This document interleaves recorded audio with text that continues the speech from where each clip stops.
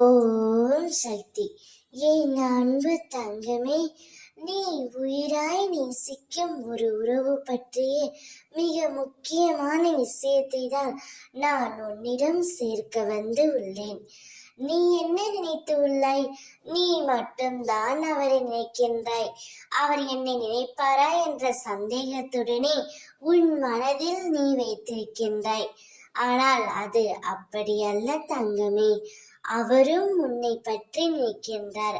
இப்பொழுது பிரிந்து தூரமாக வந்து விட்டோமோ, அவர் என்னை விட்டு எப்படி இருப்பார்? அதேபோல் பல யோசனைகள் அவர்களுக்குள்ளும் ஓடிக்கொண்டே தான் இருக்கின்றது. அவருடைய எண்ணங்கள், செயல்கள், சிந்தனைகள் எல்லாமே உன்னை சுற்றித்தான் இருக்கின்றன.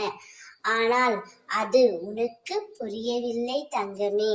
நீயாக பேசுவாய் என்று அவரும், அவர் பேசுவார் என்று நீயும் காத்து கொண்டு இருக்கிறீர்கள்.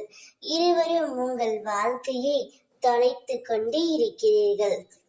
காலத்தின் கட்டாயத்தாலும் சிலரின் சூழ்ச்சியாலும் நீங்கள் இப்போது பிரிந்து இருக்கிறீர்கள்.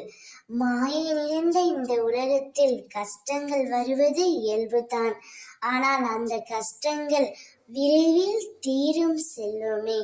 இப்படியே வாழ்க்கை போய்விடுமா என்ற பயம் கொள்ளாதே. அனைத்தையும் முறியடித்து உங்கள் இருவர் வாழ்க்கையிலும் அம்மா நான் தீப ஒளி ஏற்றுவேன்.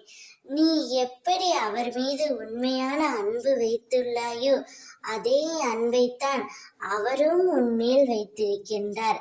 அவர் உனக்காகவே படைக்கப்பட்டவர். அவருடன் சேர்ந்து நிம்மதியான வாழ்க்கையை வாழ் தங்கமே. நான் உன்னை ஆசிர்வதிக்கின்றேன். ஓம் சக்தி.